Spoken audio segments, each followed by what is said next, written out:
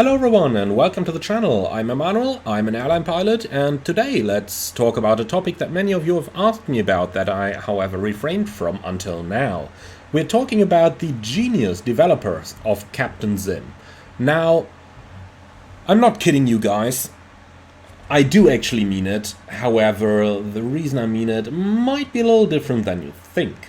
I've been using Captain Zim add-ons for quite a while, at least for about 10 years time, and I've been a rather happy customer, most lately flying a couple hundred hours on their 767. Now, don't worry guys, I didn't run mad and they didn't purchase me to tell you some stories. So in this video I want to tell you how we went from an add-on that I used for several hundred hours to keep myself busy during COVID to, well, this. So, let's start with the story of Captain Zim, and in order to do so we need to have a look into their website and their history at first. So, Captain Zim have been producing add-ons since 1999, and I personally got my first Captain Zim add-on somewhere around 2010, I believe, which was the Boeing 757 back then, which I used to keep myself happy until the time where the PMDG MD-11 was released, which was the time where I, well, got into, let's call it, the serious flight simulation. But back in the day, Captain Zim actually had quite a couple of very good add-ons, and starting with these, let's have a look into their older website, which we can find down here. So, Captain Zim back in the day had add-ons like this one, which was a favorite of mine, the 727 Captain back in FSX, and later on then we had stuff like the 707 and so on, and these were quite some good add-ons for the time. They looked very good, they were indeed among the very good looking add-ons, in some cases even surpassing things like the PMDG 737. But let's have a very quick look down here into the list of add-ons, and the one that I actually started on was the conversion of the 757 to FSX. So if you go over here to the 757 Captain for FS9, I believe it was actually the same version. Certainly this looks quite familiar, and for the time 2009 this was actually looking pretty good. But ever since, going over to the days of Microsoft Flight Simulator, things have changed a little bit, and Captain Zim actually became, well, a bit of a letdown. So why do I not call him Captain Scam then, like pretty much everyone in the community seems to do these days, and seems to have good reasons to do these days? So how did they come from producing decent add-ons that I really enjoyed to this? Well, in their days in P3D, they produced add-ons like the 757 Captain 3 and the 767 Captain 2, and those were actually quite decent add-ons. I remember flying this one for quite a while, and it did look quite good as well. So it was a lot of fun to fly. It was actually okay in terms of system depth. It had an FMC that you could use to get from A to B. It had LNAV, VNAV, and stuff like that. Even though not perfect, I did provide them with a lot of support input back in the day, and provided bug reports, which they weren't entirely happy about. So it happened several times that they just deleted my reports, even though I backed them up with the AFCOM and everything. And certainly every bug report that was acknowledged got deleted when they released a new version, regardless if the bug report was dealt with or not. So why am I telling you all this? Well, basically because that is the history of the company, and this explains to us how Captain Zim has gotten to the point where they are now. So, from around the year 2020, when they did add-ons like the 757 you see on screen right now, they went pretty quickly to, well, this, which is their latest iteration of the 767, this time from Microsoft Flight Simulator. And if you've looked closely, you will quickly have noticed that over here we've got a PFD that doesn't match the actual aircraft, the ICAS doesn't anyway, and I guess all of you know the amazing quality of Captain Zim aircraft and the genius that went into it.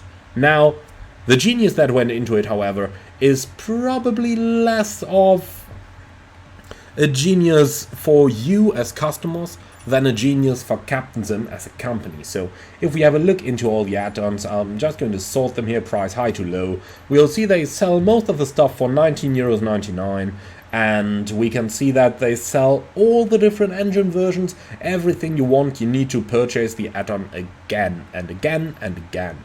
So if you've got the 777-200ER with GE engines, but you want, for example, the 300ER, that's going to be another $19.99, and so on.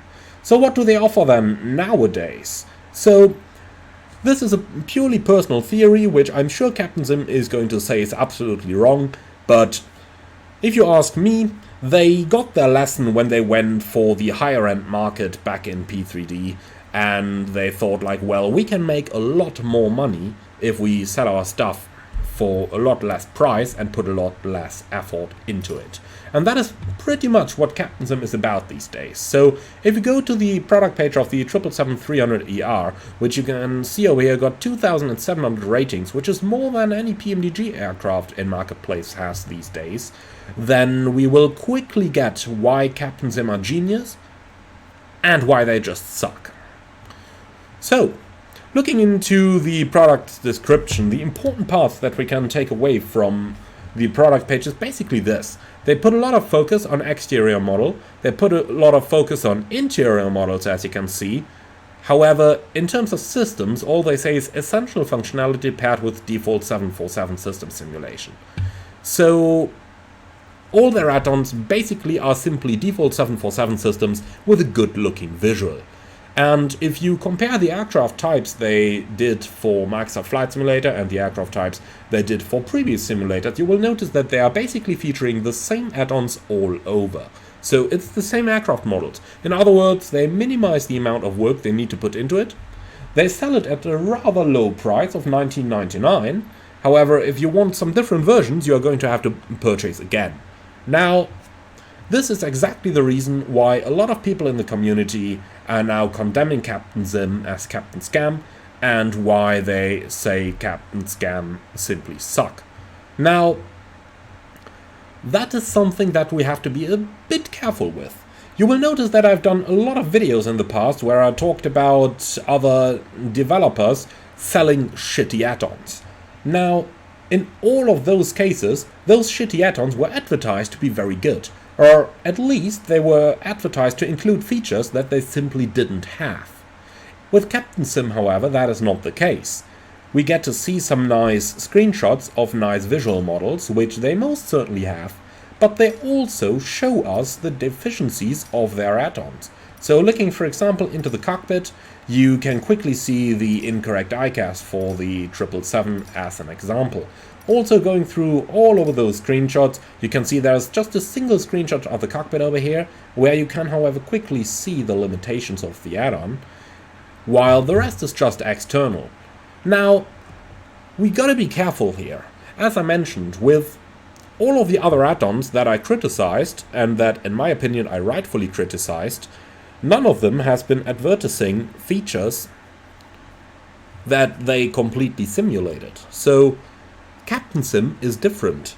Captain Sim does tell you that it only includes what they call essential functionality paired with a default 747 system simulation.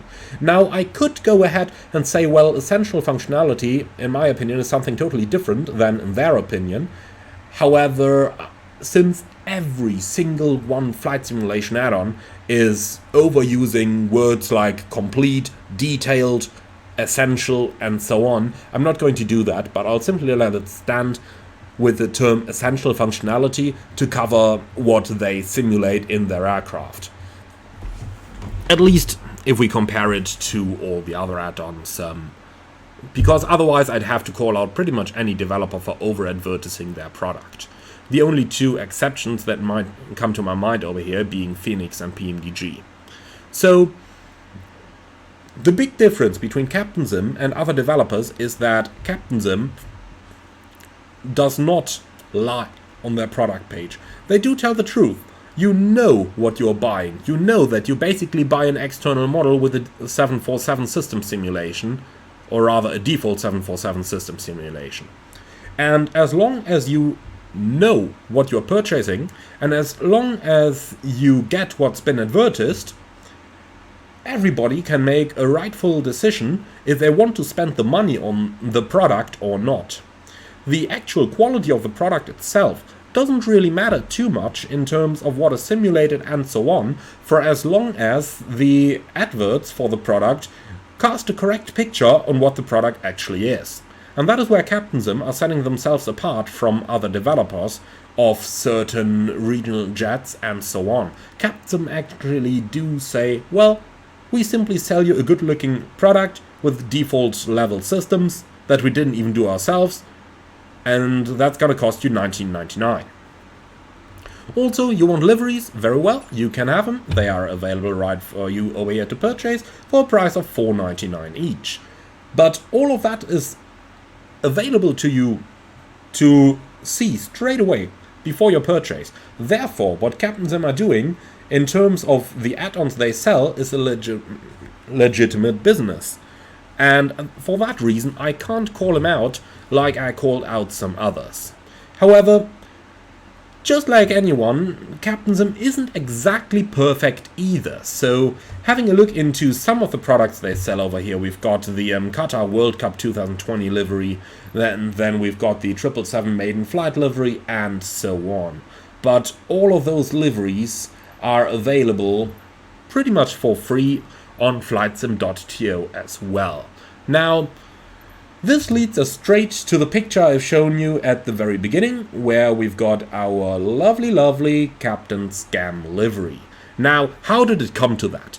Well, back in the day when Captainism have released their 777 as their first product from Microsoft Flight Simulator, people started making liveries for it, and people started uploading them to freeware website as free downloads, for example on flightsim.to. However, then eventually Captainism struck, downloaded all those liveries and re-uploaded them as their own on their own website. And when they did that, they made use of a little clause they put into the end-user license agreement, which basically said that whatever you guys create, we are going to take ownership of it and we can do with it whatever we want. And that is what caused an outrage in the community and very quickly brought liveries like the ones you see on screen right now up into the community. Now, after a lot of complaints, Captainism eventually backed down and allowed the creation of free liveries once again, but then again they started to re-upload all of them via their own channels and thus took complete control of it. Now, if it is legal to do that or not is a question that you can only answer if you know which laws do apply, and if you now start searching the Captainism website you will figure out it is pretty difficult, if not to say impossible, to find out which law they actually abide to, because there simply is no information like, hey, that's our business address, we're from this country, and so on. If you even check the end-user license agreement, you won't find anything like, this agreement is covered by the law of state XYZ, or anything the likes. So you will basically not find anything over here. So going over the Captainism website, just to show you what I mean, if we go all the way down, we can find different policies like privacy policy or mod policy. And if we go, for example, onto the privacy policy, then you will find quite a bit of information over here. But you're not going to find any of the information that you would actually like to see. Like, for example, where are you from? What's your business address? And so on. So all of this information basically is not available to you. So you can take note of things like this, for example. Note that we are processing your information in order to fulfill contracts we might have with you. But then again, it says, additionally, please note that your information will be transferred outside of Europe, including to Canada and the United States. Actually, if you look for the logo of Captainism, it is actually copyrighted in Canada. So maybe they are from Canada, but who knows? Would be very neat to know in order to give some better judgments, but we just don't, because that kind of information is not available. However, closing down this video, what we can say is this. Captainism, or Captain Scam, as you may want to call them, or as others are at least calling them in the community, are producing add-ons that look good, but that are using default level systems. Now, finally then, why did I call him genius? Well, that is actually quite easy, because if you look at the price they are charging for their add-ons, then you will quickly see that liveries come at $4.99, and if you analyze the livery packs over here, you will find that if you're, for example, from Germany and you're looking for German liveries for the 767, then you can find a TUI over here, which is probably Thomson. Then you need a different pack in order to get a Condor, you need a different pack in order to get a Lufthansa, and so on. And finally, if you want to have their aircraft, then, well, the 767 freighter comes at $19.99. You might want a passenger version as well, $19.99. You might want a different engine version, because your livery is only available for the different engine. That's another $19.99, and so on. And to be totally fair, the system level of these aircraft probably caters for what the vast majority of flight simmers actually is looking for. The vast majority of simmers aren't looking for aircraft like the Phoenix or the PMDG, but they're looking for something simpler, and with a Captain Sim they get exactly that.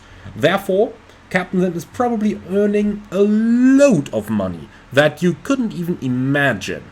So, if we just take a couple of numbers, let's have a look, for example, at their 777 aircraft. So, we've got a lot of different 777 models down here that are rated. Well, in case of freighter, it received 612 ratings, then the 200ER received 1,500, and for example, the 777-300 ER received 2,700 ratings. Now, let's go ahead and compare that with other aircraft, like, for example, the PMDG 737. So if we search for PMDG, even though it's not been in the store for too long, you can find, for example, the 700 received 452 votes up there, or for example the 800 received 883. So that is a lot less than those Captain Sim aircraft have received.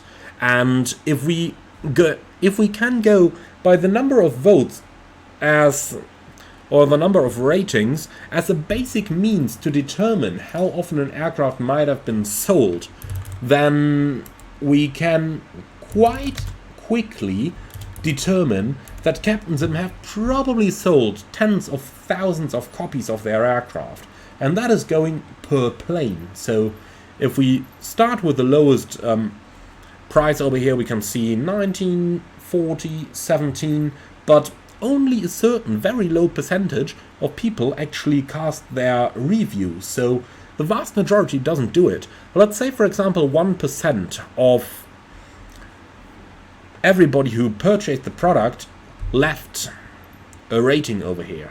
Then going up to, well, liveries like the Qatar World Cup, for 143 times 100, that is 14,000 times 499.